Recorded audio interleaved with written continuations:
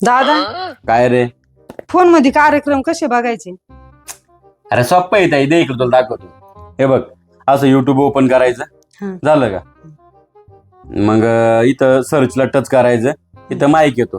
त्या माईकला असं धरायचं, टच करायचं आणि इथं म्हणायचं जो कार्यक्रम पाहिजे तो कार्यक्रम लगेच लागतो मग? हा काय पण बघता येतं आपल्याला? हा. वहिनीची आणि माझी भांडणं झाल्या, मी कशी जिंकन? वहिनी संग भांडणात कशी शिकन? घरातल्या कामाचा कटाळा आल्यावर वहिनीकडून काम करून कसं घ्यायचं? वहिनीकडून काम करून कसं घेऊ?